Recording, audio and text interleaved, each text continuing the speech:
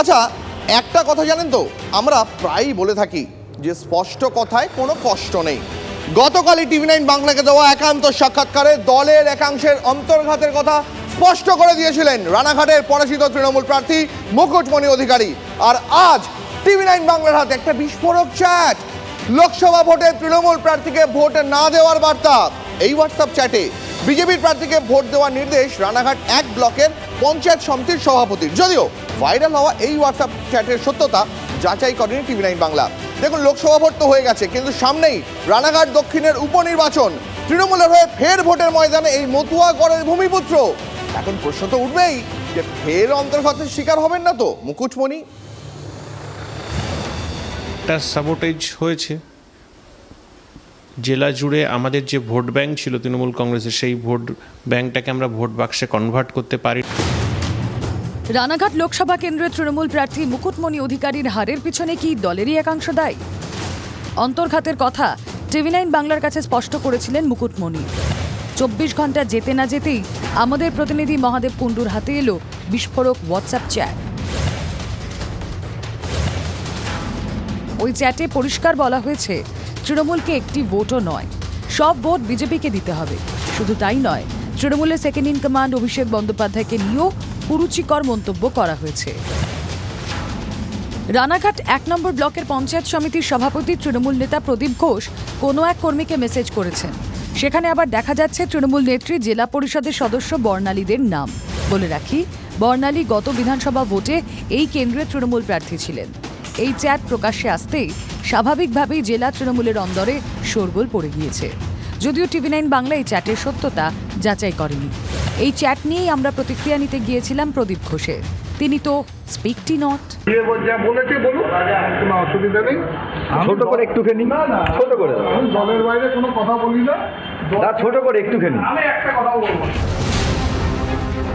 তৃণমূল নেত্রী বর্ণালী দিয়ে যাবতীয় অভিযোগ অস্বীকার করে বিতর্কিত চ্যাট নিয়ে আইনি পথে হেঁটেছে। এই ভিডিওটা সম্বন্ধে আমার কিছু জানা নেই যে কে বা কারা এটা করছে। আমরা রানাঘাট থানায় আমরা জিডিও করেছি যে আইনতভাবে এর বিরুদ্ধে যেন একটা ব্যবস্থা করা হয়। লোকসভা ভোটে পরাজয়ের পরও উপনির্বাচনে মুকুটমণির ওপর ভরসা রেখে তাঁকেই প্রার্থী করেছেন মমতা অভিষেক। কিন্তু স্থানীয় নেতৃত্বের একাংশ যদি তাঁর বিরুদ্ধে কলকাঠি নাড়েন, তাহলে লোকসভা ভোটের রিপিট টেলিকাস্ট হবে না তো?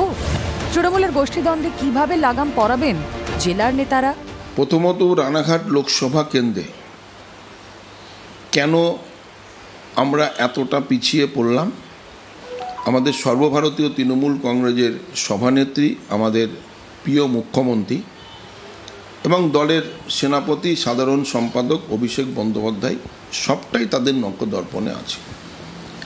কে কি করেছে তারা অলরেডি সেটা নিয়ে তারা তাদের মতো করে পদক্ষেপ গ্রহণ করতে চলেছে। স্থানীয় বিজেপি নেতৃত্বের দাবি, তৃণমূলের গোষ্ঠীদ্বন্দ্ব নয়, তাদের জিত হয়েছে সংগঠনের জোরে। ওদের গোষ্ঠীদ্বন্দ্ব চিরকাল আছে, কাজে ওটার উপর দাঁড়িয়ে কিন্তু আমরা ভোট করি। ওদের যে সাংগঠনিক দক্ষতা, সেই সাংগঠনিক দক্ষতার কাছে ওদের হার হয়েছে। মুখ খুলতে নারাজ প্রদীপ ঘোষ। ইতিমধ্যেই রাজ্য নেতৃত্বের নজরে এসেছে ঘটনাটি। রানাঘাট সাংগঠনিক জেলা তৃণমূল সম্পাদক তাপস ঘোষ বলছেন, শীর্ষ নেতৃত্ব সব দেখে ব্যবস্থা নেবে। এই অবস্থায় দলের কর্মীদের ওপর কতটা ভরসা রাখতে পারবেন মুকুটমণি?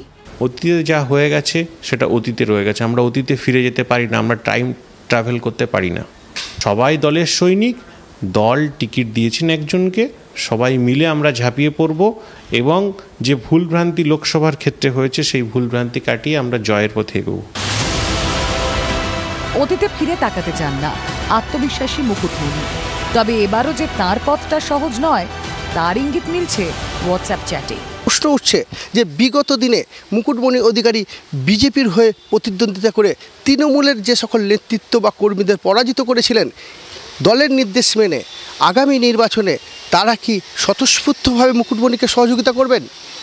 তার উপরই নির্ভর করছে আগামী দিনের নির্বাচনের ফলাফল। নদিয়া থেকে ক্যামেরায় তুষার সাথে মহাদেব কুণ্ডু, টিভি9 বাংলা। নজর রাখবো এই মুহূর্তে একটি গুরুত্বপূর্ণ আপডেটে। লোকসভা ভোটের ফল ঘোষণার পর আচমকাই শেয়ার বাজারে ধস নামে। শেয়ার বাজারে দুর্নীতির অভিযোগ তুলে সরব হয়েছিলেন তৃণমূল সুপ্রিমো মমতা বন্দ্যোপাধ্যায়। আর এবার সেবির দপ্তরে অভিযোগ জানাতে যাবে তৃণমূল কংগ্রেসের 4 সদস্যের প্রতিনিধি দল।